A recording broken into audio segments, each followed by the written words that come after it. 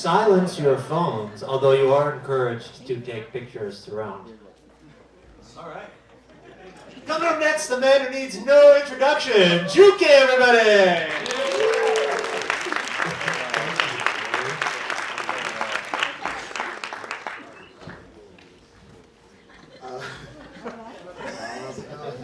That is Carl, the executive director, the CEO, or is that time of the Museum of Living Image. So let's give Carl a warm welcome. I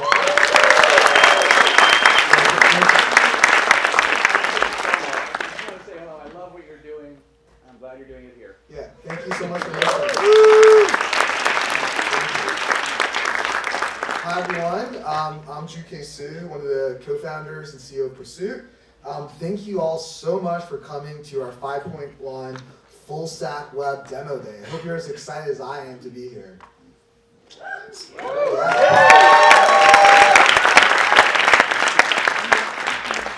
7 months ago, our web developers came into our program with little or no coding experience. But they had a few things that are fundamental to success: grit, passion, and determination. They've demonstrated these qualities in their ability to master the fundamentals of web development. They've demonstrated them in the amazing projects that they'll present to you today. It's incredible to see how much they've come and what they've built in such a short period of time. Today, they present their websites, an amazing milestone in their journey to becoming professional software developers. Let's give them a big round of applause for all the hard work.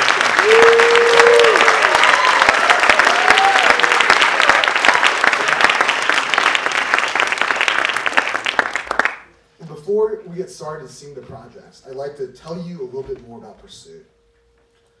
Our mission is simple. We are creating transformation where it's needed most and enabling equality of opportunity in a more prosperous society for all. We do this by identifying those and training people with the highest need and potential to become professional software developers. We do this by helping people achieve their dreams of landing high-paying jobs and launching careers in technology. This transformation is life-changing. When they come into our program, our fellows make an average annual salary of $18,000 a year. When they leave, they make an average annual salary of $85,000 a year.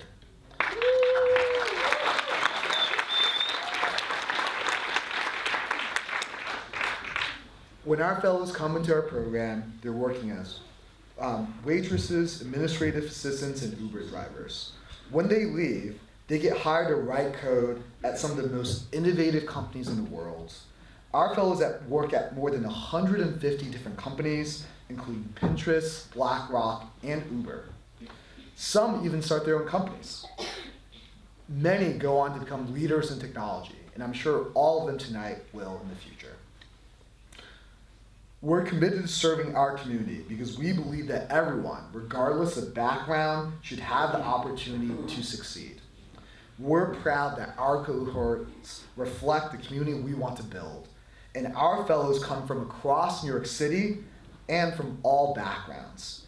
Pursuit cohorts are nearly 50% women, 70% Black or Hispanic, and 40% immigrants. 60% do not have a bachelor's degree. We believe our commitment is more important now than ever. Tech is a huge and growing industry and has created more wealth, more companies, and more jobs than ever before. But not everyone is sharing these opportunities. Nearly 40% of families still struggle to meet at least one basic need, whether it's food, housing, or healthcare. Right here in New York City, almost 2 million New Yorkers live in poverty. If you never graduate from college in New York City, your average lifetime annual income is $27,000, or nearly the federal poverty line. We want to create opportunities to transform individuals, families, and communities. We believe there's talent from all backgrounds, so we work to identify the most talented individuals and create pathways for everyone to achieve their full potential. But our work doesn't stop there. If we want to create transformation for more people, we need to find a way to scale change. As you can see, there's not enough philanthropic funding to serve those in need, even in New York City. That's why we've created an innovative financial structure and model called Pursuit Bond. Through Pursuit Bond, we receive social impact investments to finance and scale our programs. Fellows receive training with no upfront costs, no loans, and no debt. Once our fellows graduate and get well-paid tech jobs, they pay a percentage of their incomes to Pursuit. And Pursuit, in turn, pays back the bond. If our fellows don't get jobs, they pay nothing. This means we, as an organization, have skin in the game. We are financially accountable for our results. The bond only works if we're effective in doing our jobs. It only works if our fellows make permanent, long-term change in their careers. The 32 fellows presenting tonight are on their pathway to becoming professional software developers. We're all here committed to their success and supporting them throughout their journeys. Soon they will join our larger community of alumni, hundreds of engineers who continue to give back and to make impact after they graduate. They're launching companies, starting meetups, and coming back to teach the next generation as well. We're so proud that we have alumni as instructors and teaching assistants in the current program. Many of them are here with us tonight. Let's give them a round of applause for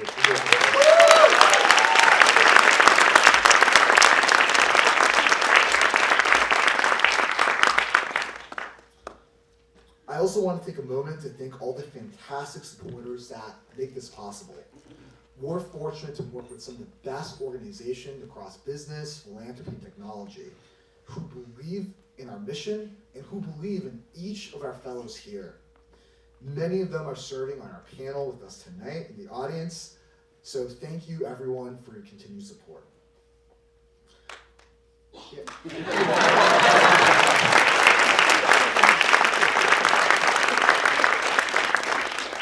As part of tonight's event, we've asked an esteemed group of leaders in tech to join us and share their real-world industry expertise.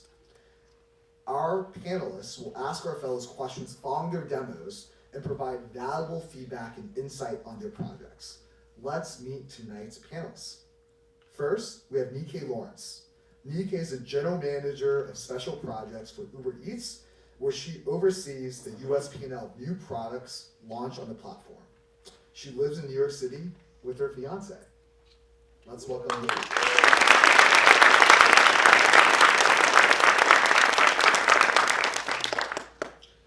Next, we have Arun Nagarajan. Arun is an engineering leader at Uber, working on Uber Eats. Prior to that, he was a tech lead at Google on the developer platform team. Arun has also worked at mobile startups in both enterprise and consumer areas. Let's welcome Arun. Thank you.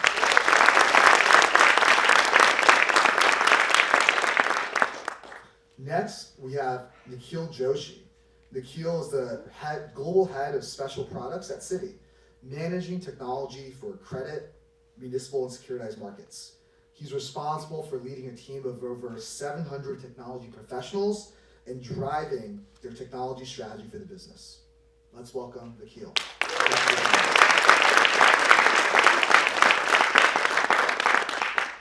Next, we have Erez Barkai, who's the VP of Product Engineering at CNBC, where he leads a number of engineering teams, including CNBC's web, mobile, and TV apps, such as Apple TV, and emerging technologies such as Alexa. Prior to CNBC, Erez helped launch all three of Venmo's commerce products. Let's welcome Erez. Thank you so much.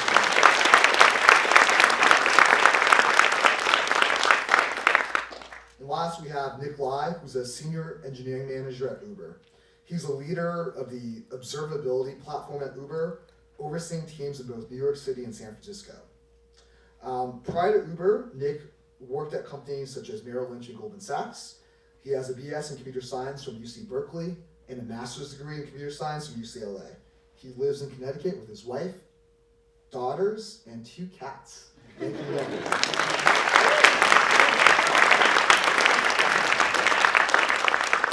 I'm really excited to have all our panelists join us tonight and for them to provide their leadership to supporting our mission, our fellows, and our program. I know that our fellows are really excited to have a chance to engage with you all, meet you all, and hear your questions. Thank you so much again for being here with us tonight.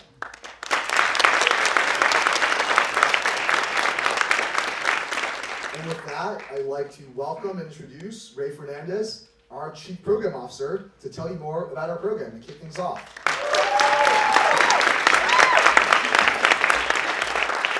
Hello everyone, good evening. Great to have you all here. Are you excited to see some web apps from our Well, not just yet. You have to hear from me first. Okay. So I want to share more about the journey that our 32 fellows have had since they started with us in October. The Pursuit Fellowship, this is not a short-term boot camp. We offer an intensive two-step, 4-year journey focused on fueling the continued success of our fellows. For us, it's not just about giving out certificates of completion. It's inclusive of, but not limited to, helping our fellows get new jobs. We're also interested in helping them build careers over the long term. Our program starts with Pursuit Core, an intensive 10 or 12 months program that provides technical mastery, professional skills, and industry fluency skills needed to become a professional software developer. Next is Pursuit Advance, in which we provide 36 months of support and service. Pursuit Advance reflects our deep commitment to giving our fellows not only the tools that they need to be successful as developers, but also the tools they need to be successful in their careers over the long term. Nearly a year ago, you guys remember nearly a year ago when you applied to the program? We received more than 1,400 applications for the Pursuit Core 5.0 cohort. Applicants came for on-site interviews with volunteers from the tech and professional communities, and then also they came back for a challenging 2-day JavaScript workshop. By way of that process, we selected the phenomenal group of 32 developers that you'll hear from today. Let's give them a big hand.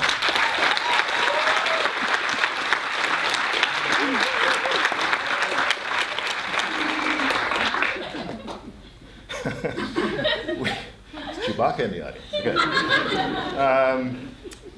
We selected our fellows, those fellows who demonstrated the highest need and the highest potential, who have the grit, the passion for technology, and the drive to succeed. Individuals who embody the values of Pursuit. We believe that they would be not only exceptional programmers, but also leaders in the community. Yeah, take it in, take it in. Look at those happy faces. Over the last 7 months,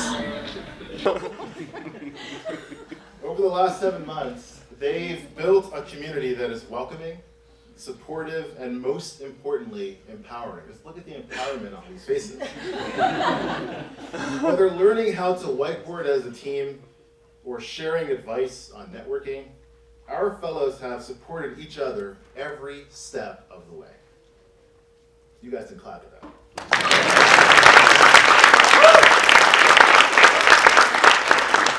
Our community extends beyond our staff and our fellows. It also extends to our volunteers, our mentors, and our brain trust. Our volunteers, if you're a volunteer for Pursuit, you just raise your hand, look around, look at this.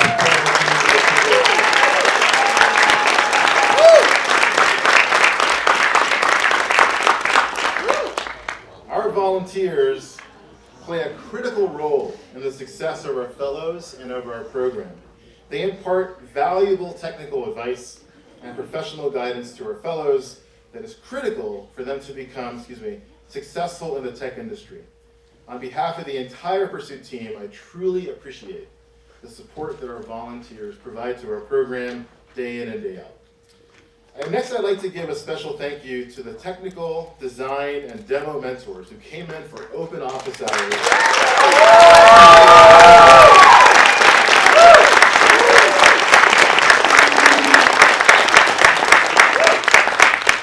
Came in for open office hours to help guide our fellows through this last month. If you're a technical or demo mentor, if you could just raise your hand, give us a wave.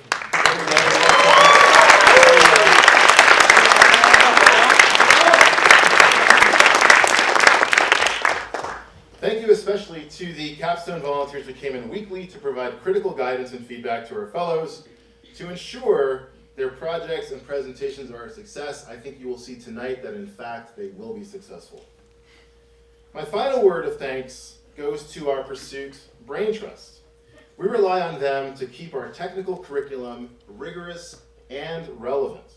The engineers you see here are experts in the industry and have dedicated their time and energy to sharing their knowledge across the web, iOS, and Android classes. Please join me in thanking the entire Brain Trust of Pursuit.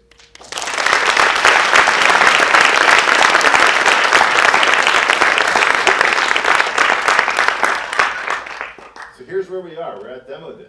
Here's where we are.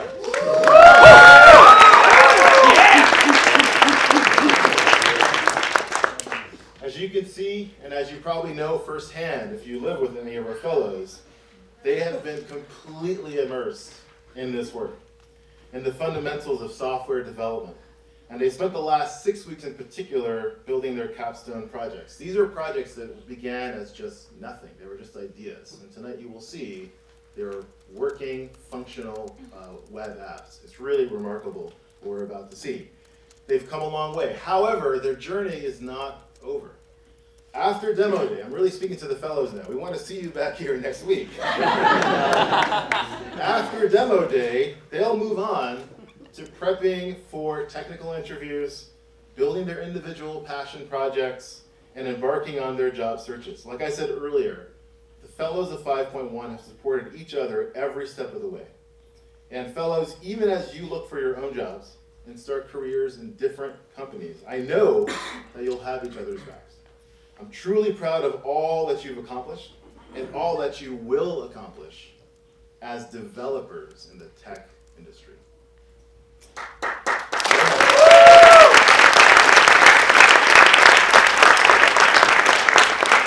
I really do promise that we're going to get to the projects now. I'd like to welcome to the stage the incredible, the incomparable instructors of 5.1. Please, let's show our love, our appreciation for Reed and Corey. Come on.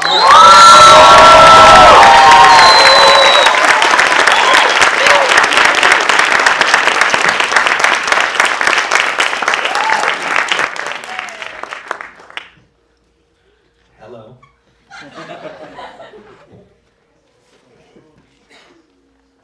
Hi everyone, my name is Reed, and I'm a web instructor here at Pursuit. Hello, my name is Corey Ladovsky, and I am also a web instructor here at Pursuit. Oh, Coincidence.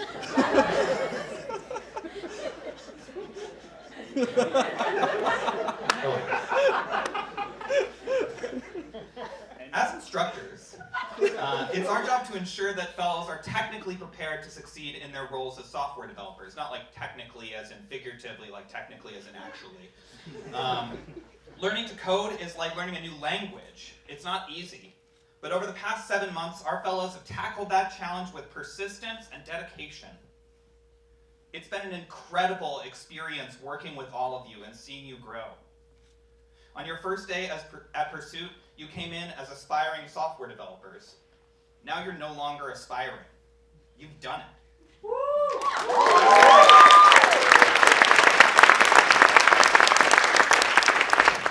You've become fully fledged professional developers. Give yourselves another hand.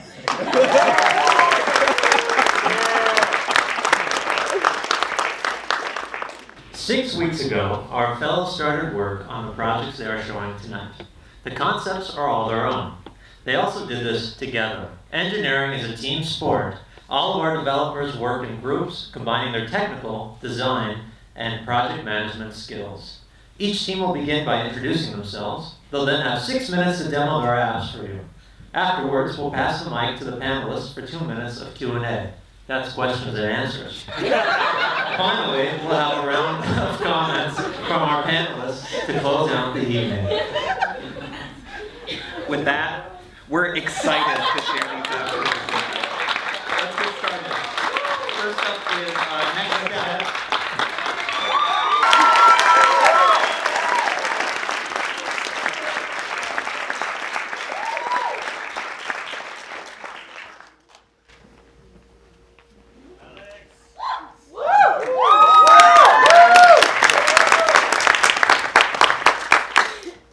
Good evening. We are Team NextStep, designed to give you a step above the competition. My name is Zhenya. I was born and raised in Russia, and I moved to New York at the age of 19 to pursue a career in international relations. After working as a research assistant at the United Nations, I was looking for a more active way to make an impact in the developing world. So I joined Pursuit to learn how to code. I'm excited about the power of tech to transform communities, and I hope to build things that do just that. Hello, my name is Alex Park, and I was born and raised in Queens, New York. Two important factors in my life growing up were my parents and my passion for technology. My parents taught me how to be generous and creative, so I became a cook. And during my time as a cook, I enjoyed making people smile with the products that I gave them. What coding allows me to do is combine that passion for tech and that joy of giving, and hopefully bring a product for you to smile about.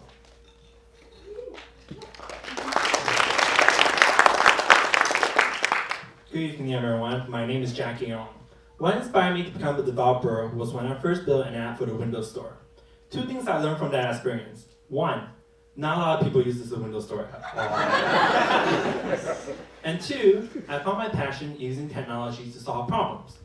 That passion led me here to Pursuit, a community of people who also share the same passion in creating, learning, and sharing.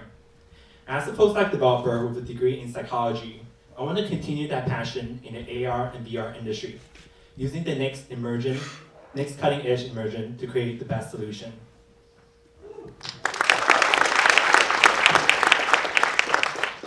Hello, my name is Tyson, and I'm proud to call myself a developer.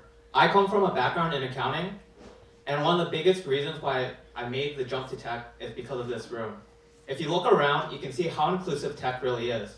We all come from different countries and cultural backgrounds, yet we become a tight-knit community.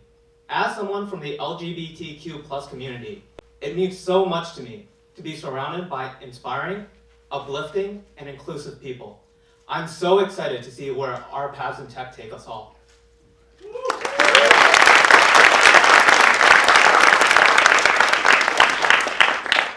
Today is the last day of our capstone, which means that soon enough we'll be actively applying for jobs and experiencing that interview-related stress. Most people, like me personally, find interviews to be hard, nerve-wracking, my palms start sweating, my mind go blank. So what is the key to a successful interview? What will give you an edge compared to other candidates? What will make you stand out? The answer is simple. It's practice and feedback. NextStep is an interactive web platform designed to help you during the interview process. Like Zhenya said, practice and feedback are crucial to nailing your interviews. At NextStep, you can practice answering interview questions while receiving constructive feedback from professionals and other users. We have quite a few features, so let's demonstrate. So here we have Jackie, and Jackie has amazing technical skills, but he needs to practice for upcoming interviews. So he joined NextStep. On NextStep, he can see an extensive list of questions, conveniently categorized, and he chooses a question that he might run into. Can you talk about a time when a project didn't have a leader, but you took charge? He can see he successfully submitted his answer, and now he wants to look at other users' answers to give feedback and maybe even learn something from them. Jackie feels like Elisa gave a strong answer, so he gives it a like, and while he's at it, he gives some positive feedback letting her know that she did a good job. Jackie also wants to know how other users describe their experience with leadership. So he goes to the top right, and he searches for the word leader, and he can see all the questions and answers that contain that keyword. After looking at answers and giving feedback, Jackie wants to know if he has any feedback too. So looking on his personal answer page, wow, would you look at that? There's plenty of likes and really positive feedback. He's feeling pretty confident about his work right now. Now, Jackie's answered quite a few questions, so he wants to see how active he is compared to other users. Looking at the leaderboard, he's number 1, but other users are catching up. So he feels pretty motivated to answer more questions later. Now, before Jackie wraps up, he wants to refresh his mind on the best practices for interviews. So it's a good thing he looked at the advice page. He almost forgot to make extra copies of his resume. Now, Jackie feels confident about his upcoming interviews. He is ready for his next step.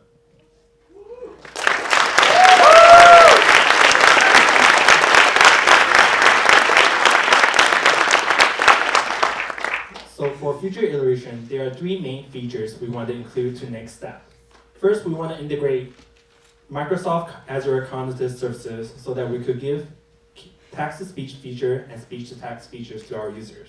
Second, we want to integrate Amazon Web Services so that users could record their answers and hear a playback of it. And third, combining both, we want to integrate Azure Cognitive Services with its AI technology to bring text and speech analytics. With these integrations, we feel that our users will be ready for their next step. Thank you.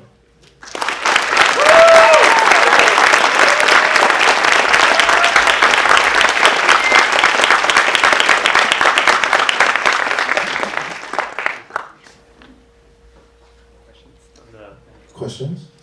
It takes 4 seconds to Congrats, that was great. Thank you. What was the tech stack that you used to build all of this? We use a lot of React and Redux on our application. I think that's what we really did. Our backend is using Express, and our front end is mostly React and Redux, and we have user auth in the back too, in the front and back. What, is there a database that stores all the information, or? Yeah, we're using Heroku and SQL for our database. So we have Heroku hosting the app, and then we're just using straight SQL for the backend database.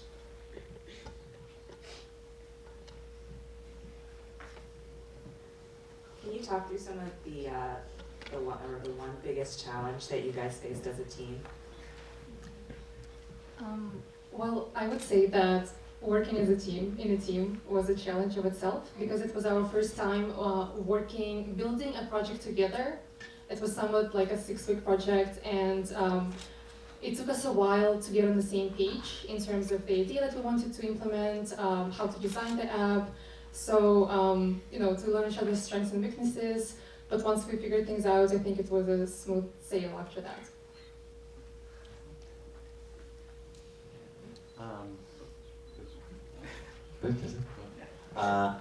How did you come up with this set of features?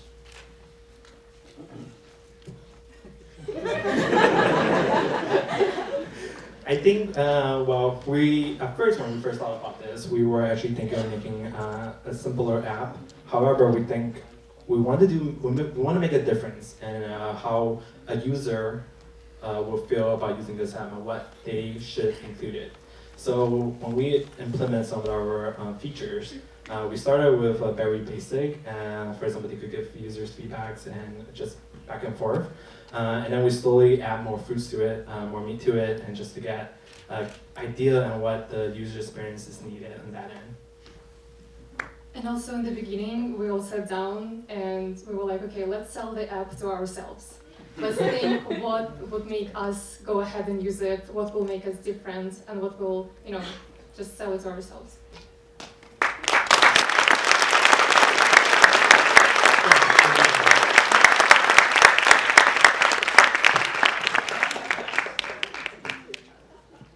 All right, thank you. That was NextStep.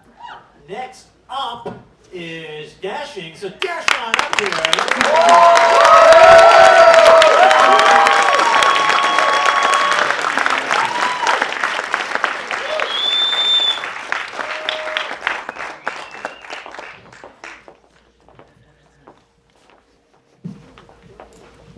Good evening, everyone. We are Team Dashing.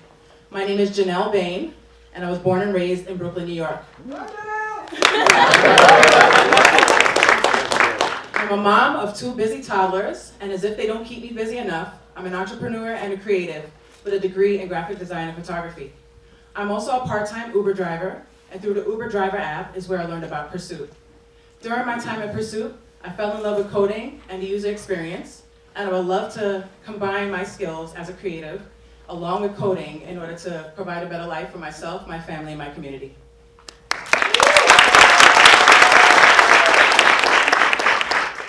Hello, I'm Isabel Alvarado. 3 years ago, I came to the United States from the Dominican Republic. I have a bachelor's degree in advertising, but I was struggling to find a job because of my English. Then I found out about Pursuit through NextStep program, and I thought it would be great to be a developer because developers didn't have to charge too much. But now, yes. But that turned out to be the opposite. So here I am, charging myself to be better in English and also studying an option career in technology. My passion is to be able to deliver quality user experience through technology and multimedia.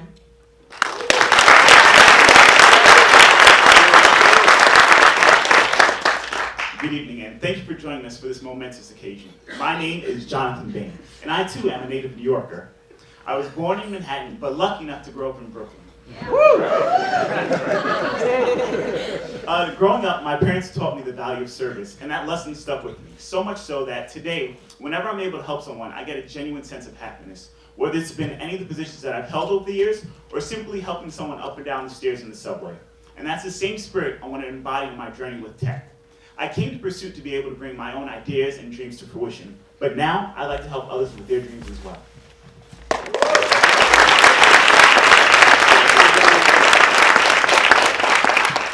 Hello everyone, my name is Karina Tavares and I am proud to say that I am a full stack web developer. I was born and raised in Paraguay and am a first generation American. My mother immigrated here from Guatemala and my father immigrated here from the Dominican Republic. My father taught me to love tech at a young age, but I never really considered it a career until a good friend of mine, Lee, completed her time at Pursuit and told me about it. As I looked into being a web developer, it seemed like a challenging and fulfilling career where I could use what I learned to help other people, and I decided I wanted that for myself.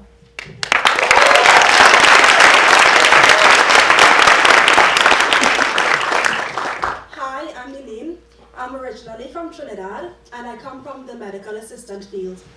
Even though I loved it, I realized that technology was involved in everything I was doing, and I also realized that I wanted to contribute more to my family financially.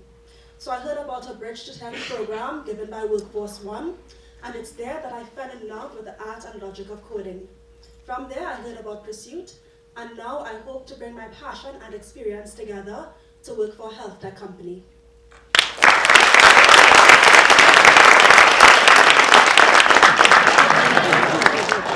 Now, just by a quick show of hands, ladies and gentlemen, who here is tired of having to wait to get in the chair at the hair salon? Nail salon? Maybe perhaps the barber shop. Well, you're not alone. Meet Jen. Jen is a high-powered business professional with a very demanding schedule. She simply doesn't have the luxury of time to wait to be seen. Meet Chris. Chris is playing Mr. Mom at home while his wife is away on a business trip. Unfortunately, he's having trouble doing his daughter's hair. He would love if someone took the time to teach him a couple of basic hairstyles for his little girl. And finally, meet Shani. She's a freelancer hairstylist who enjoys flexibility and independence while building her clientele. They all need help. And our solution is Dashing. Dashing is the online destination that brings together beauty and wellness providers to their clients in the comfort of their own homes. So let's show you how. Remember Jen? Jen is looking to get her mani-pedi at her home in the Bronx at around 3 p.m. She'll simply visit our site and select nails. And here she'll see a list of all of the providers that offer nail services. To narrow down her search, she can put in her location and select the skill, which is mani-pedi. And that will narrow down her search to the providers that offer mani-pedis. It seems like Issa Frias is available at 3 p.m. Let's view her profile. From here, Jen could visit her portfolio, and proceed to book an appointment with her directly. What truly sets Dashing apart is that we also offer educational services. Remember Chris? Chris can simply visit our webpage and select our educational services page. Here, he will find a list of all the providers that offer one-on-one tutorials at home. Here, he can select the service he needs help with, in this case hair, and search that way. Or he can also type in the name of a stylist. In this case, he remembered he got a really good recommendation from a friend of his about a stylist, Channing, who was extremely patient and good with children. From here, he will visit her site, go through her portfolio, and contact her directly to make an appointment. Also, Chai needed her studies, asking a new client this, a restaurant or retail friend. With this, Dashing is giving her the opportunity to start her own business. In the future, we plan to implement user authentication for providers and clients, calendar API functionality for bookings, and filtering for provider availability. Thank you for being here with us this evening. We are Dashing, and with our help, you can be too.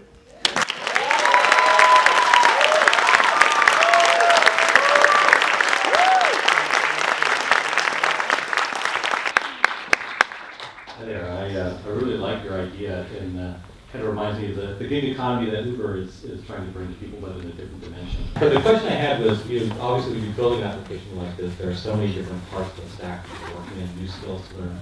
What was the hardest that you guys had to learn? What were the challenging technologies? For me personally, I haven't worked with Redux before, but in order to make our website more streamlined and to make it easier for us to pass along props, we had to implement it. So I believe for a couple of us, this was the first time we were using Redux, and it was extremely fun.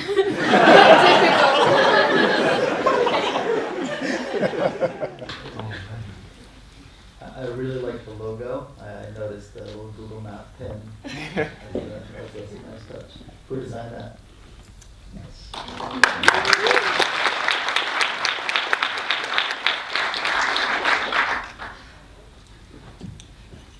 If you had done anything different with your project, what would that have been and why? For me personally, I think having a good roadmap to stick to is really vital. If we had done that, or if we had planned it out better, I think the project would have gone a lot more smoothly. So I think planning out what we wanted to do and knowing where we wanted things to be would have been the best thing possible. Would have saved us a lot of time and heartache going through. And just to speak to that a little bit more, we had to go back into our back end and change a lot of different queries and things like that. And so that was kind of a big pain point for us. Fantastic job, guys. Well, thank you. Thank you.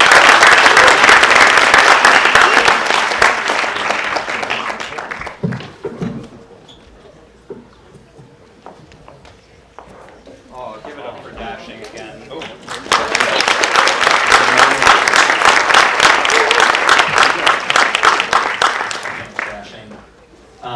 Now it's time for our friends at Furever Home. Come on up, guys.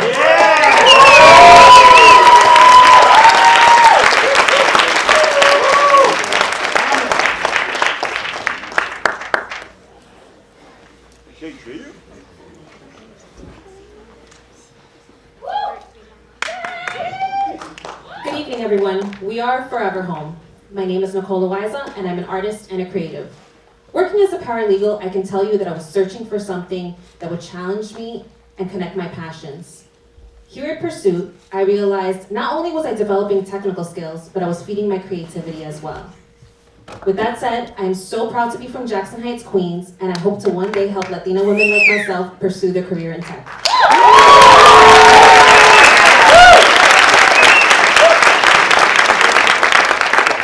Good evening, my name is Andre, and I'm also a Queens native.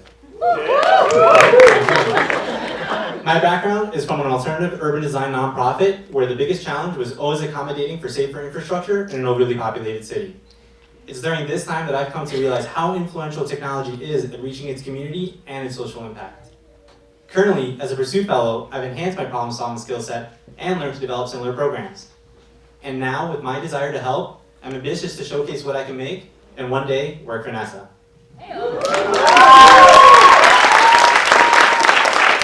Hello everyone, my name is Thomas Perez. I was born and raised in East New York, Brooklyn. Ever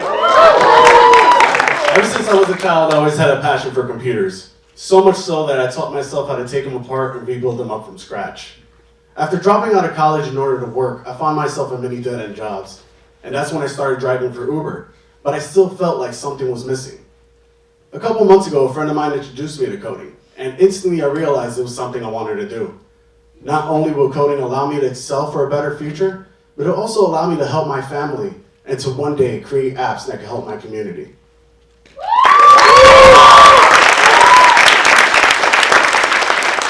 Hello everyone, my name is Diana. When I was a kid, I wanted to become a veterinarian so I could help animals and find them homes. In college, I realized I did not have the passion to study pre-med, so I went on to pursue a degree in public relations and anthropology. My career led me to technology, where I could connect with people from so many different cultures. With this website, I can say my dream has come full circle, as I'm able to help animals and find them homes. Now, I want to use my technical skills so I can travel the world and also help others achieve their goals. Research shows every year 2.7 million dogs and cats are euthanized in the US alone. We consider that 2.7 million too many. That is why we decided to create an app to help make the adoption process easier, which can sometimes be complicated.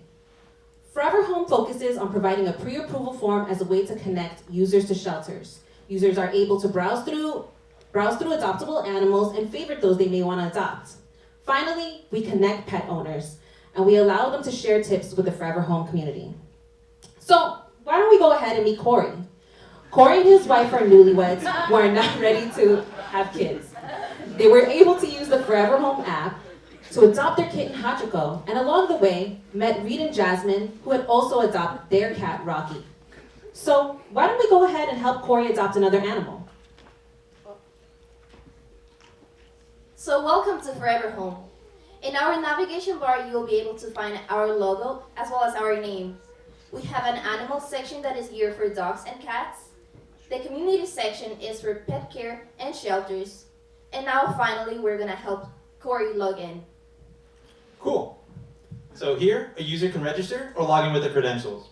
But as we said, let's go ahead and demo login Corey. Let's go ahead and click on his thumbnail. And here we have his profile with a snippet about himself. He can go ahead and add a post for his community to see, or edit his profile information. As you scroll down, you'll find the pets that he has favorited to possibly adopt in the future. Below that, the posts he has made, and under that, any pets that he has adopted as a result of using Furever Home. Now, let's help Corey search for some pets. All right, so now let's take Corey to the top of the navigation bar. We're gonna go ahead and click on animals, and then let's click on dog. In this page, Corey has the option to filter by burrow, color, age, size, or gender. Let's go ahead and click on Brooklyn, where Corey resides. Now, these are the results. Let's go ahead and click on Guinness. In this page, Corey will see a brief description of Guinness. He's able to favor him, or he can actually fill out a pre-adoption form. In the pre-adoption form, he'll be asked basic information, and once filled out and submitted, we'll send it directly to the shelter ourselves. Now, let's show him a different way to search. So besides searching by dog or cat, we can also search by shelter. We can filter by burrow, or we can search by shelter name. So why don't we go ahead and search for Red Hook? As you can see, in the shelter profile, you're able to see the location and contact information, as well as the dogs that are available for adoption. Why don't we go ahead and move to cat and dog care? Great. So now we're gonna go ahead and click on cat care. And here we can see the post made by the users from the Furever Home community. Since Corey just got a kitten, we're gonna go ahead and click on feeding your cat. We can see this post was made by the user Crimo and is geared for cats. So right below the post, we're gonna help Corey add his own comment. Great, so now we're gonna talk about future iterations.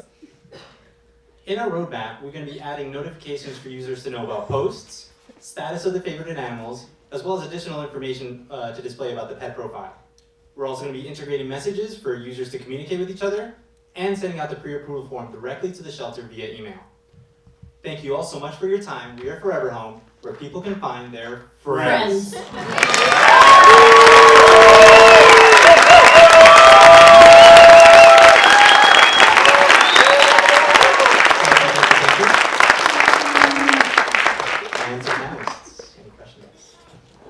Cool. First, I love it. I'm a big pet lover. So, love my dog Max. First of all, I love the idea. One thing that caught my eye, and I'd love to hear your thoughts on it, is one of the things about engaging with a pet or a potential pet is like meeting that pet and getting to know them. So how can people better connect, or what are some of the features you think you can add to ensure that image, that first catch of like, wow, that's my dog, that's my cat, to connect to that particular animal? So one thing we would like to implement, as Andres mentioned, is providing more information about the dogs, be it more pictures, videos, information that any user will find helpful for them to decide that's the cat or that's the dog that I want to bring home. Yeah, and to add to that, we already get the information for the shelters. So if a user does want to go meet the animal themselves, they're able to contact the shelter and pick a time to go visit.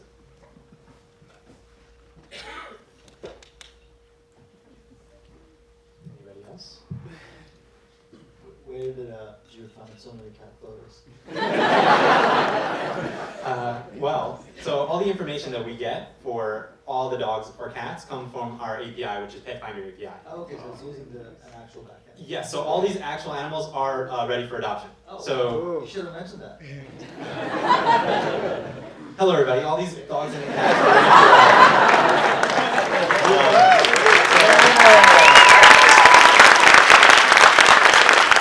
and adding a minute to that, Thomas here actually created a bot that refreshes the token, so you need permission to get that information in the first place. So once you do that, it expires within an hour.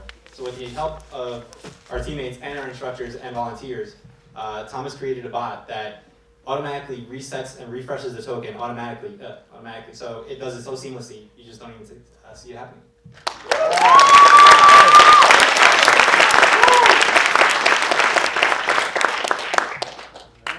That's it.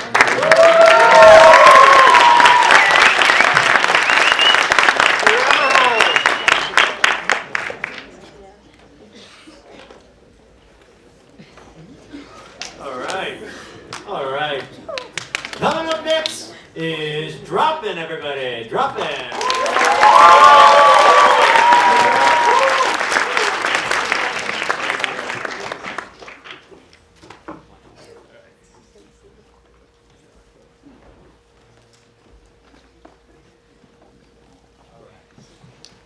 So good evening, ladies and gentlemen. We are Dropin. My name is Jung Rae-jang, also known as JR. I came from South Korea when I was 15 years old, and I guess that makes me 1.5 generation Korean American immigrant. Before coming to New York City, before coming to Pursuit, I was working as a community organizer for nonprofits and New York City government, working on issues such as immigration and affordable housing. Throughout my work, I realized I had a strong passion for creating as well as making a difference. And with that in mind, I jumped into the tech industry, wishing to combine these two passions together. In the future, it is my dream to become a developer who works directly with artificial intelligence. Thank you.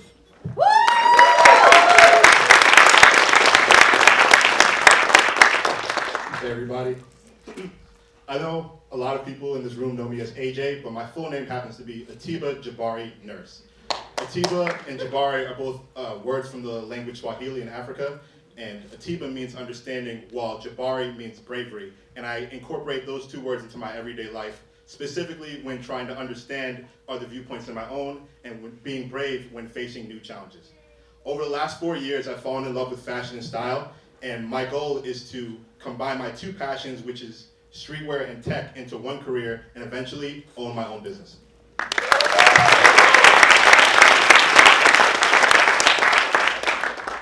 Once upon a time, I made the choice to quit my job, follow my dreams, and live my passion of helping people. As an entrepreneur building my business, Every day, it was exciting, stressful, and a struggle. One day, one of my clients said, if people just knew you existed, that moment would change my life, as it sparked a series of events that led me to pursuit, where now I am humbled and in awe to be surrounded by all of you amazing people. Now I'm learning how to leverage the power of technology, so one day soon, I can share my passion with the world. I am Mateo, and this is what's dropping.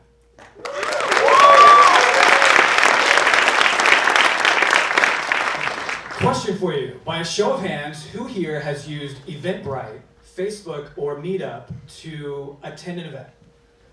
Wonderful. Now, who here, by a show of hands, has used one of these apps to organize the event? Wonderful. Now, keep your hand up if you've organized the event on the same day as the event was happening. Exactly. Just a couple. I see a couple procrastinators there. No judgment. But as you can see here, we've discovered a pain point. If time is not an issue, these apps are great for handling far-off events in advance. However, if time is a factor, there's a sense of urgency that comes with handling an event that's happening right now. And these apps take way too long, and that's a problem. We understand, oh, there it goes. Especially as New Yorkers, that sometimes things just happen, and you find yourself somewhere in an event or a moment that you didn't plan or expect. Now the question is, how do you quickly attend or share a spontaneous event with others? The answer is Dropin. Dropin is an event-based map that connects you to local events that are happening around you right now, thus eliminating any fear of missing them out, and that's what Dropin is all about. So ladies and gentlemen, let's imagine, I feel like this is a common feeling that people can have. Let's say, well, you wake up one day morning, it's a Saturday, sunny outside. What would you like to do? Well, personally, I think ball is life, so I like to play some basketball outside. So how would I go about that using this Dropin app? Well, there's a nice button at the bottom that's red, you can click it, and it's going to bring up the form that's going to guide you through event creation. Now for the name of our event, let's put basketball pickup game. As we know, that's the purpose of the event that we're having. And after we're done typing the event of the name of the event, we're going to go to the next page. Now for the caption of the event, let's put all ballers welcome. So the caption is there to provide better description of the event that we're having. And after we're done typing that, let's go to the next form, and it's going to give us two options. One is to either make your event private or public, depending on your preference. In this case, let's set it to public. And for the duration of the pin, which is how long the pin is going to be shown to others, let's set it to 1 hour. And voila, as you can see, we have a pen that's now dropped on your location using your precise geolocation coordinates. So I wake up this morning, I walk outside, I'm heading to the gym, and as I look out around me, today is such a beautiful day. I'm getting the spontaneous feels. I'm wondering if there's something fun to do around me outside. So I pull out my phone that gets no service. But when it does, it's so convenient. I don't even have to log in, and I can see all the events that are happening, I promise. Then I don't want to miss out on anything, so I can click the menu, I can click FOMO, so I have no fears of missing out, as these are the events that are about to expire. And I'm going to click on this pin if it was there, and I'm sure it would tell me that there's a concert going on a couple blocks away.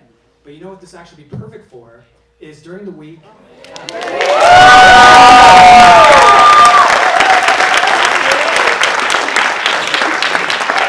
Must be the screen size, I guess. And so I can check out that concert, but you know what this would be perfect for is during the week after a long day of work, I can pull up Dropin, and I can see and discover cool things going on around me if I didn't feel like going straight home. It even gives me the address so I can find my way. Super easy, sweet. However, today, I'm feeling like doing something outside, and I'm wondering what just got dropped. So I'm gonna open the menu and click on Just Dropped. I'm gonna click on this event, and I see, what is this? It's a basketball game I can join. Just what I was gonna do. Perfect.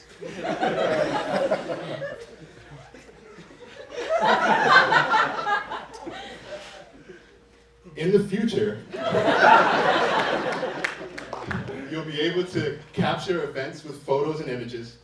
You'll be able to follow your friends and favorite their events, And you'll also have peace of mind with robust privacy settings where you control who sees what.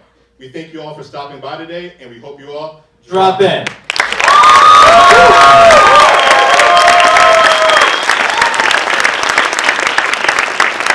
Yes, do you have any questions from audiences or panelists?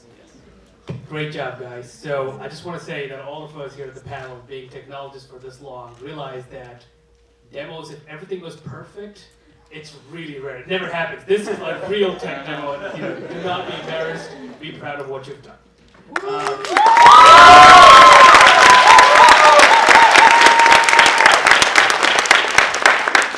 Outside of the demo, what were the biggest challenges that you guys faced as you worked on the project? Tackle that? Yes. I think one of the biggest challenge that we had is, so I think somebody mentioned earlier that teamwork is actually, coding is team sports, and we learned it throughout this project that it is actually true. And earlier it was a bit of a difficulty, coordinating different opinions about the app, what we want the vision of the app to be.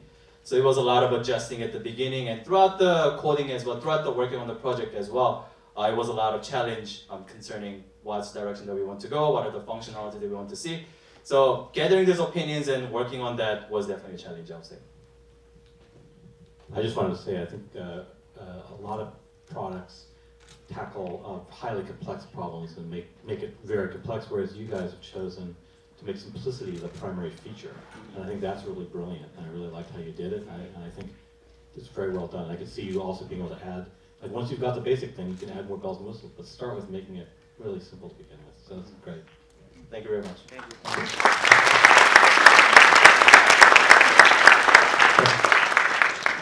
Did you all learn anything interesting working with the mapping framework and GPS coordinates and stuff? Well, I don't know if you were hogging the mic, but actually the map component is specifically the component I was working on. And it was a little bit of difficulty concerning that we're using different modules. For example, when we have a same pin on the same location, it's kind of difficult to click on the second pin. So we have to separate them out, and it's done by the module called the Spiderfy. And because we're using the React and Redux architecture, it's a bit of it was difficult to work with, so it took me about 3 days to get it work. But other than that, I think it was a breeze to actually work with the Google Map API, so it wasn't much of a difficulty at all. Thank you.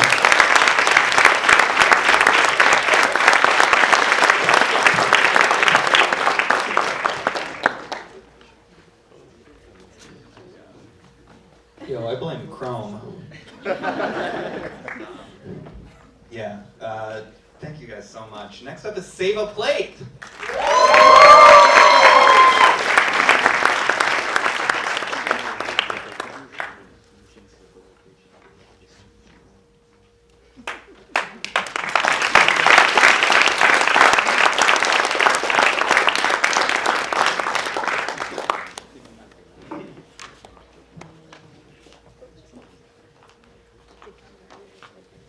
Good evening. We are Save a Plate. My name is Andrew Kill, and I've worked in hospitality for over 10 years. Throughout the years, I've worked at restaurants, retirement homes, as well as hotels. I've learned a lot of skills, and I've grown as a person. However, it was very repetitive, and it was not fulfilling. I've always had an interest in technology, and what drew me to programming was a problem-solving aspect. We've learned so much over the last 7 months, and I'm excited to continue my journey as a software developer.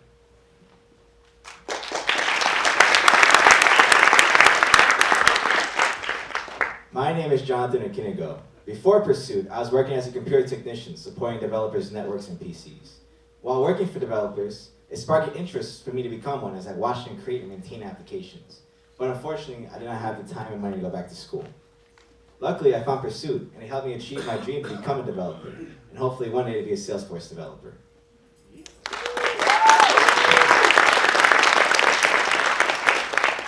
My name is Winter Reed, and coming from the education field, I am proud to reintroduce myself as a software developer. I would have never thought I would have came down the path of technology, but trying to become a part of this amazing cohort is where I truly realized that technology is an ongoing learning process and always evolving, which are some of the reasons why I wanted to become an educator. I strive to use technology to build communal and generational gaps, and I also plan to open up my own after-school program where I can merge my passions of dance, children, and technology.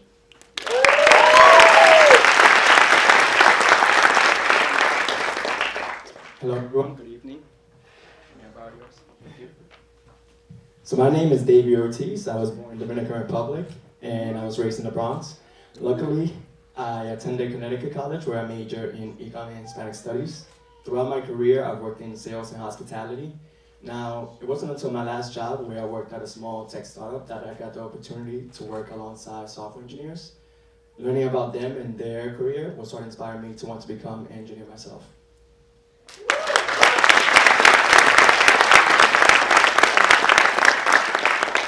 So does anybody know the population of San Francisco? 2 people that can afford it. 800,000. Now, did you know that there are more New Yorkers who struggle to put food on their table than the entire population of San Francisco? While 4 million tons of food waste is being wasted in New York yearly alone. So as you can see, Save a Plate's mission is twofold. First, we help food service businesses like restaurants reduce food waste. Secondly, and most critically, we help nonprofit organizations provide food for those in need within their communities. At Save a Plate, there are 2 types of users, vendors and clients. Vendors include organizations such as restaurants and catering halls. They have the ability to add food items for donation.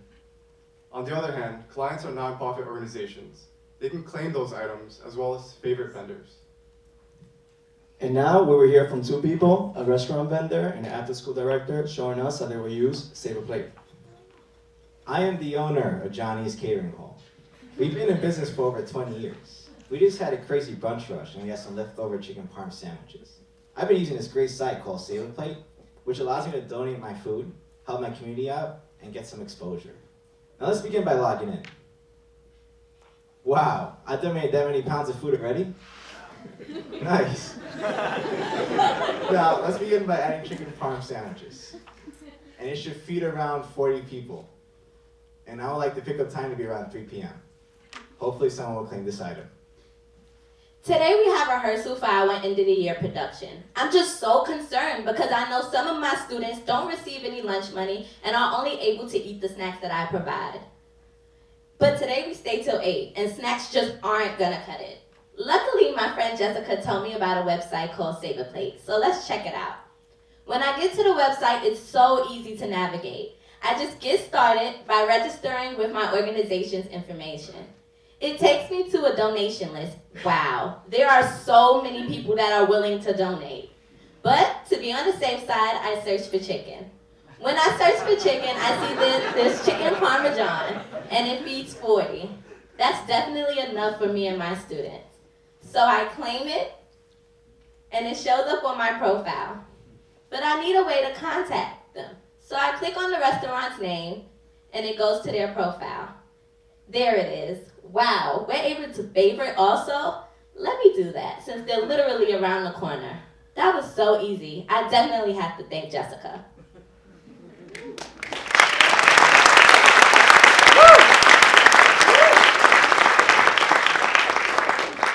So for future iterations, we'll be adding geolocation. That way clients can find the nearest vendors. In addition, we'll be adding a file reader technology. This is done so that clients and vendors can upload documents. Save a Plate is a website designed to reduce food waste and hunger in New York City. Thank you so much for your time. We are Save a Plate.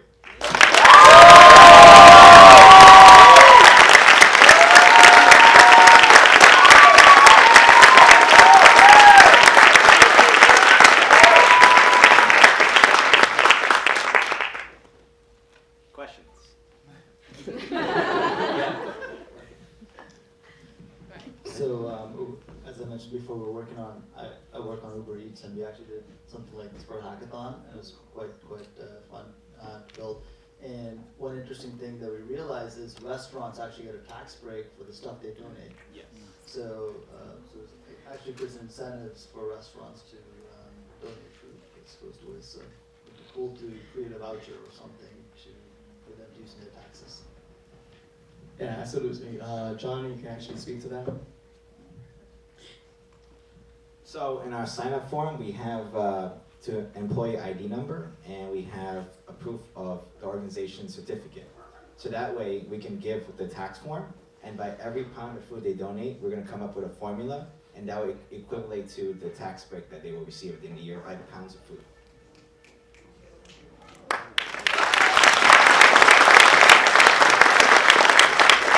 Yeah, so I love the idea.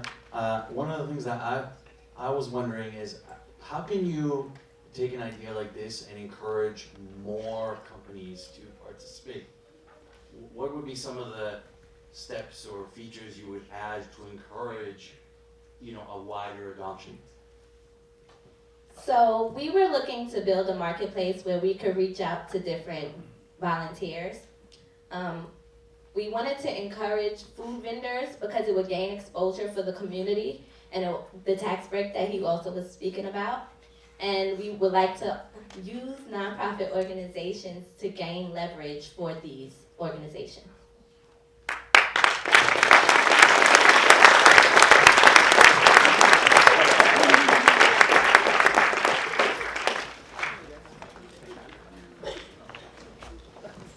Thank you, Save a Plate. All right, this next group's a little bit different. That's the name. Come on down, DiffRent. Come on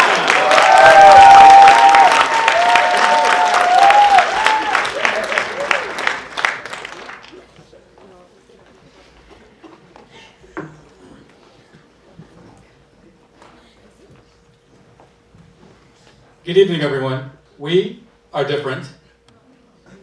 My name is Traegan Barbal. Growing up in an immigrant household, my family had to develop strong work ethic, hustle, and grit to make a decent life for ourselves. Working in client-facing industries, I use these skills as tools to be successful. And now, as a software engineer, I hope to couple my past experiences with my technical skills to help communities and young adults transition into technology themselves. Thank you.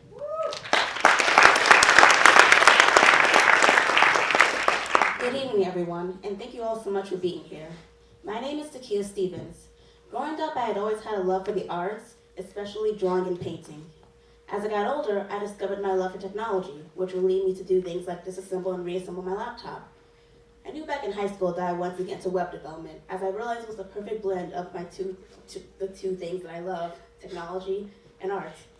And during my few years of working at Uniqlo, I found that longing to only grow stronger, as I found myself thinking of ways in which I like to improve the software that the company used.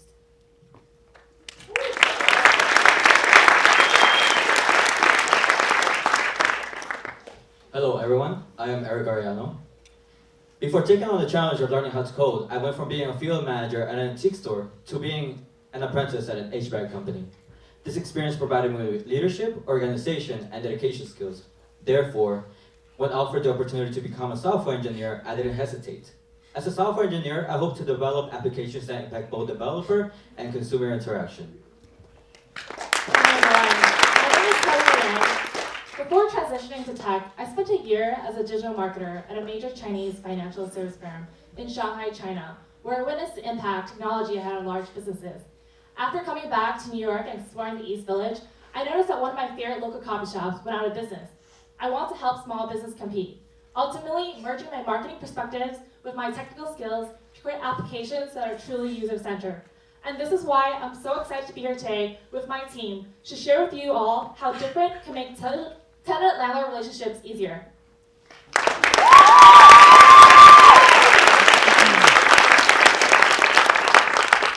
We can agree that the communication between landlord and tenant is often tedious and stressful. DiffRent is a solution. We aim to make this process seamless and different. Can I get a quick show of hands of how many of you guys have ever dealt with a complicated landlord-tenant problem? As you look around the room, it's a pretty common issue. So we have our tenant, Eric. He's been contacting his landlord, but hasn't gotten response back on this issue on mice. He's been so frustrated and annoyed, and he just wants one mice-free night in his New York City apartment. Let's see how DiffRent could change the situation. So upon navigating to DiffRent's landing page, we see that Eric has the ability to log in or sign up as a tenant. If Eric were to sign up as a new tenant, he would need to wait for his landlord to confirm his address. However, Eric already has a verified address on DiffRent, so he would just proceed to his own account now. So as soon as Eric logs in onto the DiffRent website, he's greeted instantly by the dashboard where he sees his landlord's contact information directly in the middle. And on the right side of the screen, he'll see a list of open tickets pertaining to issues regarding his apartment. Some of you may notice that some the tickets have dates and some do not have dates. The tickets that are dated are appointments set on the landlord side of things. Let's go ahead and access one of the tickets right now. Eric remembers that the issue with the door has been fixed, so he can actually mark that ticket resolved. And currently it says pending. Once it says pending, it's waiting on the landlord to respond as resolved as well. For quality assurance, we made sure that both landlords and tenants have to mark each ticket resolved for it to be 100% completed. Once that's done, it can be saved in the archives for a recall later. So let's go back and revisit the issue with the mice. Eric's been super calm, knowing that it is a rat or a mouse riding around the house. So let's go ahead and create a new ticket with a subject that says there's a mouse in the house. And a quick description says that we saw a mouse running around the living room last night. Once that ticket is submitted, it gets added to the open tickets on the right side of the screen. And let's fast forward a week from now, and Eric realizes he hasn't really heard anything from his landlord regarding this ticket. What else can Eric do? Well, Eric will go ahead and use DiffRent's inbox feature. There, he'll say something like, following up on the mice issue. After he does that, he'll go ahead and send a message saying, hey, I haven't heard from you. So now he will await his landlord's response, and hopefully he will answer soon or move out. So as you can see, DiffRent helps to make communication between landlord and tenant more efficient. To further improve this efficiency, we're going to implement a notification system, which will include SMS notifications. Additionally, we're going to implement a comment and rating system, which will allow tenants the ability to comment and rate upon the experience they've had with their landlord, and vice versa, with landlords being able to comment and rate upon the experience they've had with their tenants. And that's only the start. There are so many features and changes we can make to DiffRent to make it the powerhouse app that we know it can be. To sum up, we firmly believe that DiffRent bridges the communication gap between tenants and landlords. Thank you very much. Thank you.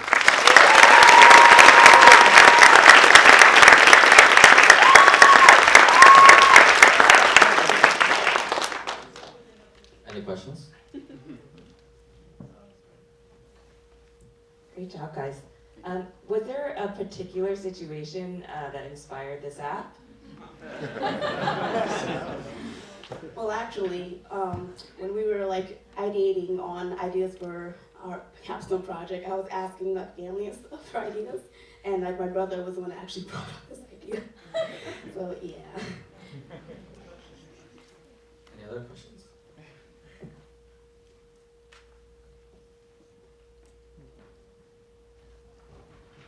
As a part of this project, did you all have to teach yourselves any new technologies that you used to build the website? I can speak to that. We just had to teach ourselves how to do two portals for landlords and tenants, so that way both landlords and tenants wouldn't have to log in through the same portal. So that way they're both separated. What were the technologies that you used to build this? We used Passport, and that was what gave us the capability to just add both features to the website. Great, thank you. So a picture says a million words. I noticed that when the user creates an issue, why was uploading a photo of the mouse running across the room dropped as a feature? He was too fast.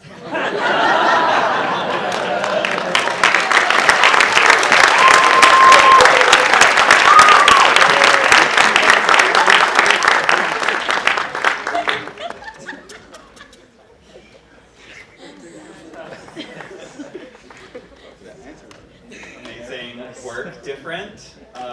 Next up, according to Corey's new shirt, is Envizo. Give him a round of applause.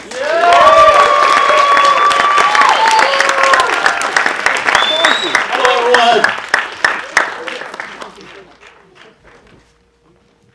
Hi, everyone. Welcome. We are Envizo. Envizo is a web application to address environmental issues as a community in a Envizo way. My name is Leo, born and raised in China. Before I got my MBA, I was a mechanical engineer. After I graduated, I became an entrepreneur. During that time, I worked closely with designers and developers. I found that helping other people build their dream apps was so cool. I want to do the same thing, so I started to learn since then. Thanks to pursuit for this great program, now I am a passionate software engineer.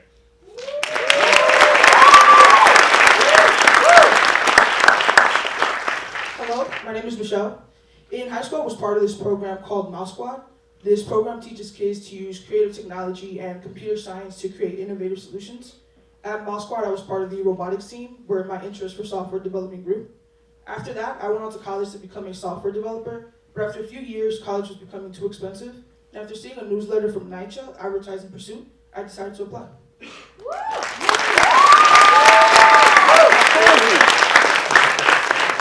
Hi everybody, thanks everybody for being here. My name is Rinat, I'm a software engineer and a musician. And I love bringing people together, and music has always allowed me to do exactly that. And I believe that combining disciplines like music and technology can create new communities, and I decided to deepen my knowledge, completely fell in love with coding. And today I want to join a highly motivated team that makes a positive impact in society using technology.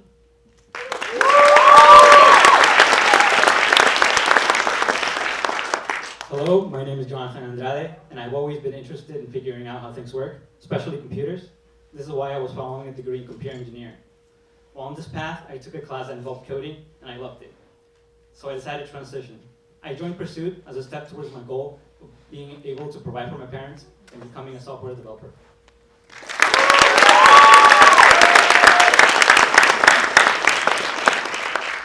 So why Envizo? So let me tell you a personal story. I personally really love birds, and I was one day on this rooftop in Manhattan trying to spot some. And that's when I discovered how many different things have the actual ability to fly that are not birds. Those were plastic bags, and that's when I took this picture. Plastic bags are not birds. They should not be flying in our skies. Garbage is everywhere. We don't even notice it anymore. It's become a part of our culture. We've normalized this. Our city could be so much greener, yet we don't give it the priority it deserves. So what if you could really see the problem?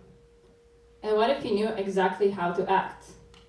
Also, what if you could engage with your community and help fight this problem together? In Envizo, you could do all of these things. Meet Teresa. She's a mother from Queens. She cares about the environment, and she wants to be a good role model for her kids. With Envizo, she can accomplish this. Teresa is selecting from 3 subjects up top: monthly tonnage, air pollution, and energy consumption. She selects the monthly tonnage subject, where she'll be able to take a dive in a trash pile in New York City. The circles here represent the monthly tonnage for each borough between 2018 and 2019, and we get this data in real time from the New York City Open Data API. Teresa selects her borough, Queens. Upon selecting her borough, Teresa is given 3 goals. She clicks on the reusable grocery bag goal, which she'll be given a description and a task. She clicks on the prediction button. And let's say Teresa goes shopping 5 times a week and uses 3 plastic bags on average each time. She can now see the impact that she has on her community, monthly, as well as yearly. And this is a live scale compared to Teresa of how much trash she is producing. She is outraged and decides to learn more. She clicks on the Learn More button, which will be prompted to either sign up or log in. Upon logging in, Teresa will be taken to her profile page. To the right, she'll be able to see her activity and have the ability to share with her social media and keep her family and friends alert. To the left, she'll be able to see the goals that she is subscribed to, and up top, her community name, Queens. She clicks on Queens and is taken to her community profile page, where to the right, she'll be able to see the activity that's been going on within her community, and to the left, she'll be able to see the goals that pertain to her community. She clicks on community goals and is taken to the community goals profile page. Here, Teresa will be able to see the progress that's been going on for the goals in her community. She clicks on reusable grocery bag goal, and here, aside from still being able to see the progress that's been going on in the community, if she is subscribed to the goal, she can be able to see her contributions. The way this works is Teresa needs to upload a photo of her using a reusable grocery bag every day. The goal here is, as a community, to upload 500 photos. Once you've done that, your goal is complete, and Queens is one step closer to becoming a cleaner community.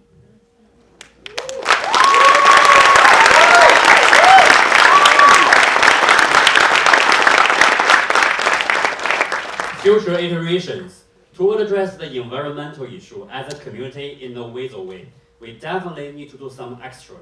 We are hoping to include air pollution and energy consumption as well. We also think that a leaderboard and a sponsor reward will motivate our users even more. And now it's time for you to act. Please hold your cell phone, open the camera, focusing on the QR code. Yeah, your camera works very well with this QR code. And start engaging and see the change. Thank you.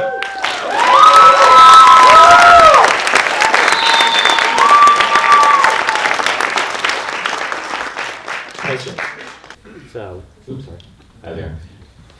I really like what you guys did with that. It's a cool problem to try and solve. I have one question.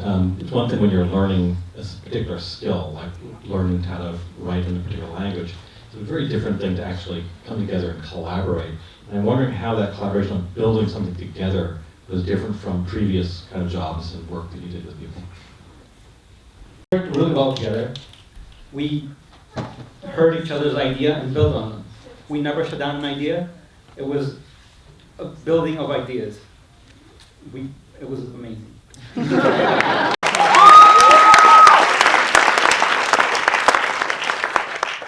First of all, I love this. As a parent, I'm always looking for community service for my kids. One of the things that caught my eye, that if you were to pursue this as something that you should move forward, which I think you should, is enhance that gamification. That I saw there were some elements there. If you had to think of what would be that one additional gamification feature to encourage parents to do that so they learn young, what would it be? Can I take that? So in the future iterations, we have 2 additional subjects that we want to deal with. One of them is air pollution, another is energy consumption. So each one of them has, we are planning to have a different visualization of different games, so perhaps that would be a way to implement that.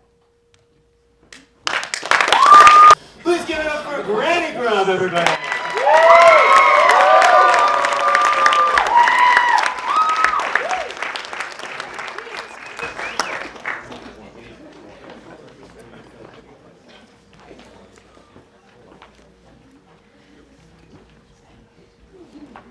Hello everyone, good evening, thank you for joining us.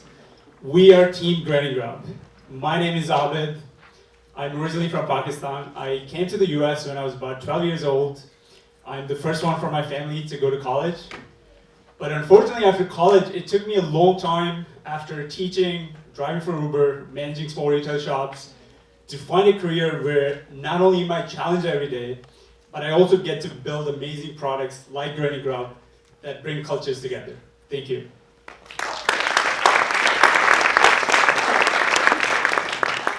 Hello everyone, my name is Max and I'm from Haiti. Before I started Pursuit, I was driving for Uber as well as taking some classes. I found out about Pursuit through the Uber driver app, and I thought it was the perfect opportunity for me to explore the love that I have for technology.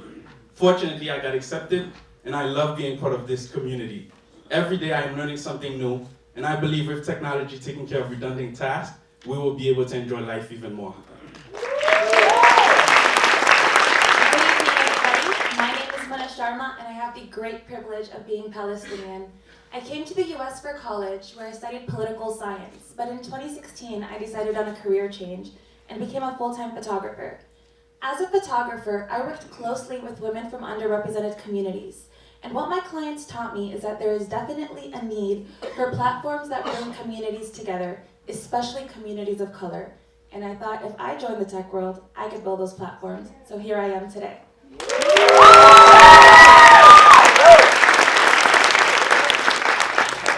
everyone. My name is Mortaza. I am from Iran. I moved to US a few years ago. Before I started this journey at Pursuit, I studied art and practiced photography for more than 10 years. I find a strong connection between coding and making art. In both, you need to be creative.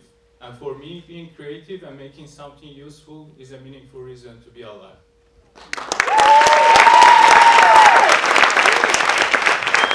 As many of you guys already know, a home-cooked meal is a novelty, especially in a city like New York. Just think to yourselves, how many times have you found yourself feeling unwell or homesick and craving a delicious home-cooked meal? Well, like many New Yorkers, Jessica often finds herself in a very similar predicament.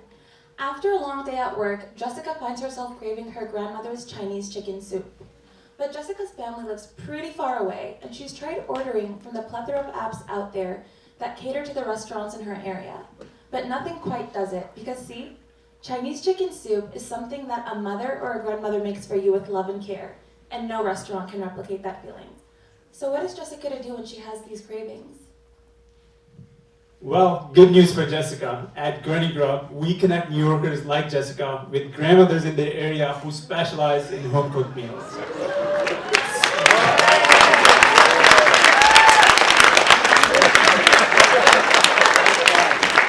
So at GrannyGrub, Jessica will not only be able to find her favorite Chinese chicken soup, but she also gets to explore a variety of culturally unique cuisines from around the world. So let's see what Jessica will experience when she navigates to our website. When Jessica arrives at our landing page, she can simply click on Get Started Now, and that will take her to the main page. On the main page, she can use our interactive map and list to find and browse the grandma that serves what she's looking for. She can hover over the list items and pinpoint their location on the map. She can also use the map and hover over the pins and find more information about that grandma. Jessica can filter based on which cuisines she's craving, as well as time, lunch or dinner, or services, pickup or delivery. Once she finds her desired cuisine, she can simply click on the list or on the pin, and that will take her to the Granny page. And on the Granny page, Jessica will be presented with the grandma dashboard, where she could learn a little bit more about the grandma and browse through the many different dishes that the grandma offer, each with her own take and recipe on that dish.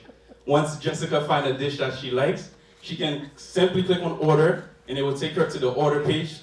There she could read up on the dish, she could change the quantity or the service type. After that, she could click on checkout. She will be prompted to either create an account or check out as a guest. After she fills in her information, she will be directed to a third-party payment system, Stripe, to handle the payment processing. After she enters her information, she will be directed to the confirmation page to view her receipt.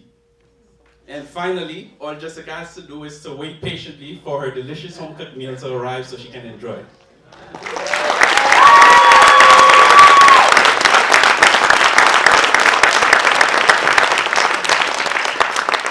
So that's GrannyGrub. For our next steps, we are thinking of implementing a home experience feature where you'll be able to have grandma come over to your place and cook for you or teach you how to cook a specific dish. But in the meanwhile, please follow GrannyGrub, an app that brings you taste of home at the click of a button. Thank you.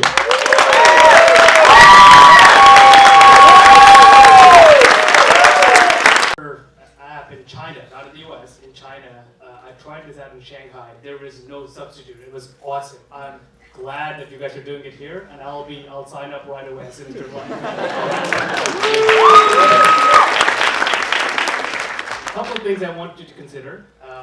There was an option there where Granny comes home but also brings the ingredients. You should consider that. There's an option to do that. Yes, that's part of our. And sometimes, grandpas make good food too. So don't forget. Yeah, so we do allow grandpa to join. The only difference, we have an age restriction. They must be 55 and older. Thank you. I was going to ask the pretty extensive set of features with maps and Stripe integration and stuff. How did you all prioritize what to work on, and what was the hardest part there? I can talk about the map. We have some issues on map, and with the help of our mentor and Corey and Reed, we had the issue when we hover over the pins. It's all pins blinking, and we have some issues like that. But we kind of learned and fixed that issues. But to complete Martez's answer, how we prioritized was we finished the hardest thing first. So our group separated the tasks into 2 groups, and one group focused on getting the Google Maps API working, while the other two of us worked on getting all the other functionalities to work that we can. But we prioritized the hardest things first, and then moved on from there. One thing that I noticed is several of you talked about being artists before and how that was important in your lives, and I wondered how you felt about programming being an art form, and whether you felt it helped you have an affinity for it. May you repeat the question? Yeah, several of you talked about being artists, photographers, and stuff like that. I was just wondering if you felt that programming is in a sense also artistic, and whether you felt an affinity for it because of that. Actually, I think right now the programming is a really art, and you should compare that with the every like photography, painting, something like, because you should be creative when you are doing programming, and that makes it art in my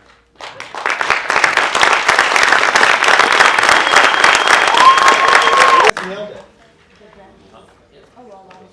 All right, so now we're going to invite Juke back up to the stage. Juke.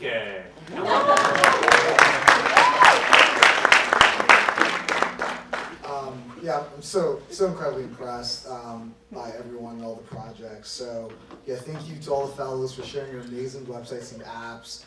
I know it was a lot of long days and hard nights, and just give it up for all the fellows again.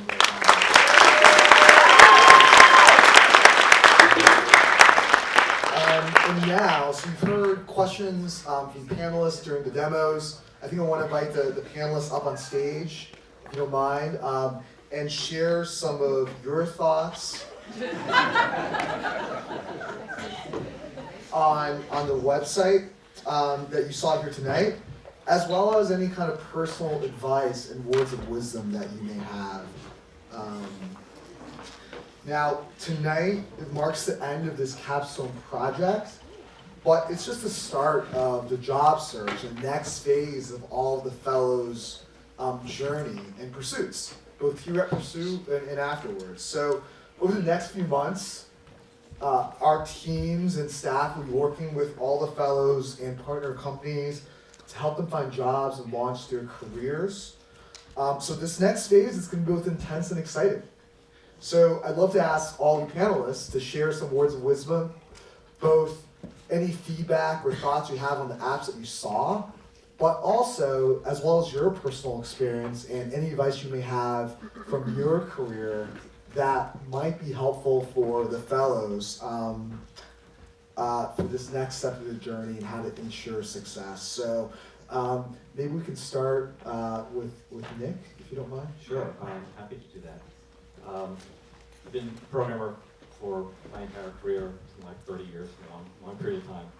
And I think what I would say is the 2 most important things that I've learned to do is to say, I made a mistake, and I don't know.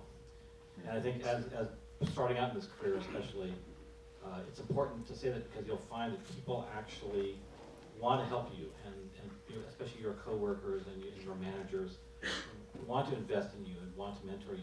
And they can't do that if they don't understand where your knowledge ends and where your questions begin. So always be sure to say when you don't understand something and get the help.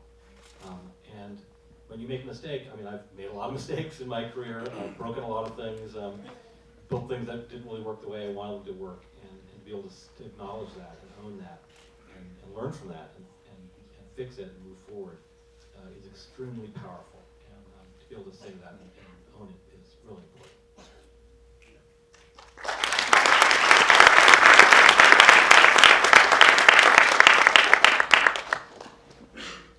So thanks everyone. These presentations were really well put together, and I really enjoyed my time here tonight. I am not an engineer, even though I did dabble in SQL and R at the beginning of my career. But I think I work on the ops side of the business at Uber Eats, and what I can say there, and in that role I work quite often with product managers and engineers. And the two things that I think that have that really jump out at me from working with the folks that I work with is just remaining customer centric. And one of the things that I was super inspired by tonight was just how passionate everyone was about their products and how they could very easily speak to how these products would enhance their personal lives or would help improve some of the challenges that they see every day that they come across. And so I would say just never lose that. That's going to be the thing that sets you apart from everybody else, is just understanding the customer better than anyone else. And that's something that everyone here, if you just dig deep and you keep your listening cap on, that's something that you can definitely grow in and kind of develop yourself in. And then the next, I just want to say two really quick things. Super excited about all the diversity I saw on stage today. Woo! As we think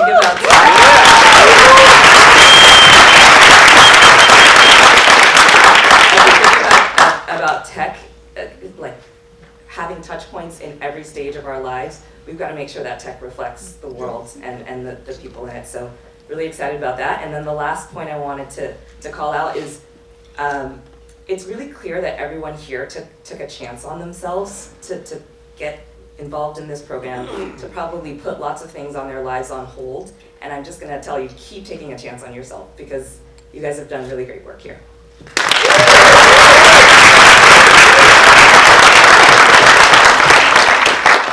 You know, that was probably one of the most polished set of presentations I've seen in a long time.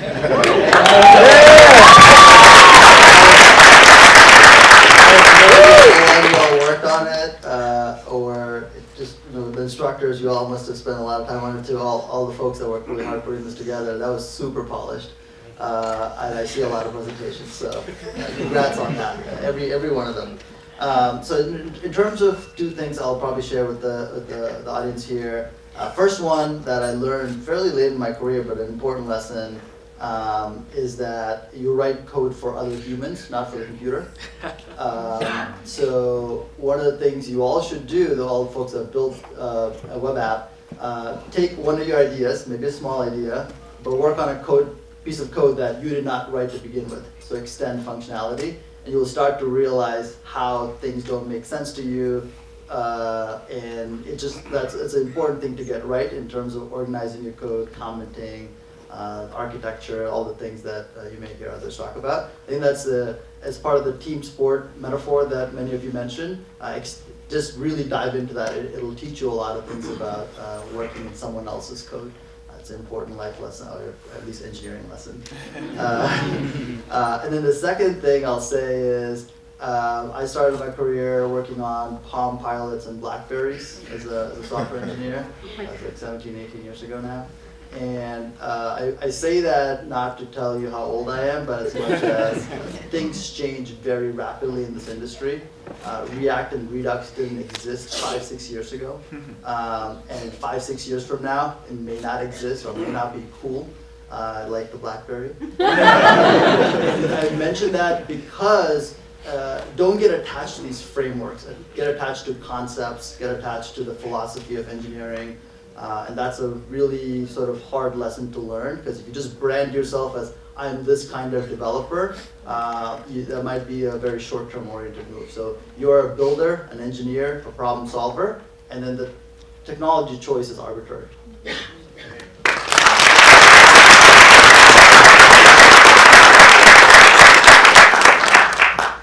Hi, everybody. The other panelists here have made very good points, and I want to echo some of them. I think it's really important for us not to label ourselves as technologists. It's very, very we can't attach ourselves to framework technologies, etc. We need to be passionate to becoming good engineers.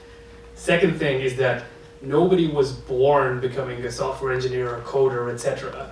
And everybody, each and every one of you here has potential, and do not let anybody else say otherwise. Do not believe that everybody has potential. And I'm so happy to be here, just look and see for myself, to see what a great job Pursuit is doing to tap into that potential. Second is, I think technology has probably the greatest power today to change the world, and all of you now are a part of this. So congratulations, and I'm looking forward to see all of you change the world.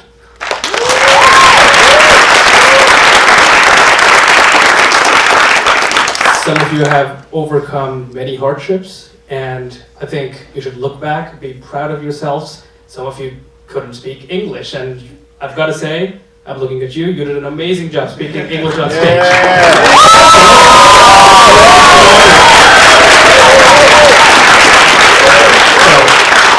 anything is possible, keep at it. The point about diversity, it's amazing to see that, technology finally is catching up. The technology field is finally catching up, so that, we start to represent the kind of communities we live in. I'm very proud to say that at City now we've started to partner with Pursuit, and we've just made offers to many of your colleagues to come join us starting June. So.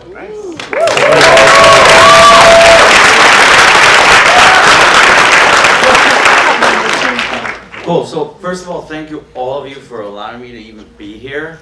So thank you for the invite. You guys were amazing. I'm like at the back of my mind, having had two startups that I launched, I'm like whipping out my Rolodex mentally and thinking like, who do I gotta make connections with? So a round of applause to all of you guys. One of the things that jumped out at me, having been in front of not just panelists, but people with money thinking about tech and that next Spark, that next Facebook. I don't think this was called out. A lot of the questions centered around technology, but I want you to all think about something that was intangible and very difficult for us and is extremely important in tech. It was a lesson I learned. You guys all communicated and presented ideas successfully, created enthusiasm, energy around something you built. That is a different kind of line of code.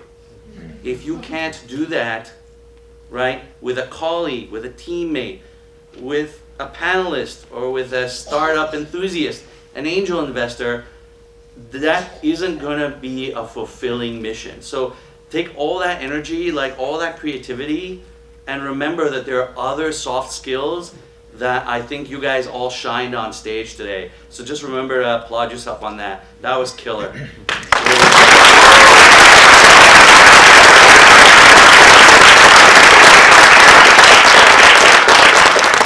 Yeah, thank you so much, panelists. Really appreciate you taking the time to be here tonight, lending your expertise, and giving such valuable wisdom and kind of advice for everyone as our fellows move on to the next stage. So that almost concludes our evening. I just want to take this time also to remind everyone what tonight means. It's more than just the culmination of this project, as you all saw. It's more than just a showcase of talents. Tonight marks this exciting path for new careers, and we're just so proud of all of our fellows, our volunteers, and so grateful for everyone that's made this process possible. And as I mentioned before, also, the support of all of this and our whole community makes our work possible. So if anyone else is interested in volunteering, hiring our fellows, getting involved with also, yeah, there you go.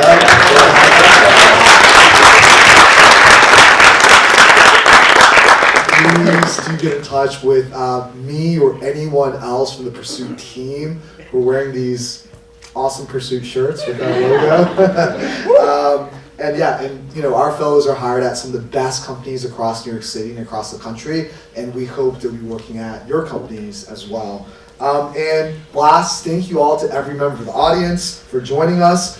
And we know that a lot of friends and family here, and you've been incredibly supportive and played a huge role to the lives of our fellows throughout this time and moving forward. So thank you for being here. You mean so much to us. And last, want to thank my fellow Pursuit members, the amazing staff and team that makes this all possible. And particularly thanking the instructors, Corey and Reed.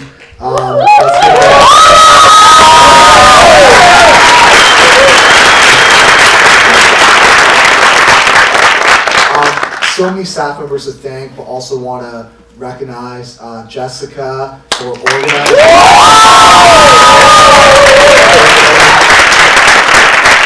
You can see the production and also just what everyone has done in terms of not just technical skills. That's really a true testament to what she's been doing and everyone else on the team. So thank you, Jessica. And now, want to wrap up, invite all our guests to join us for reception outside, get a chance to meet and mingle, welcome and congratulate all of our fellows, and enjoy the rest of the night. So thank you, everyone.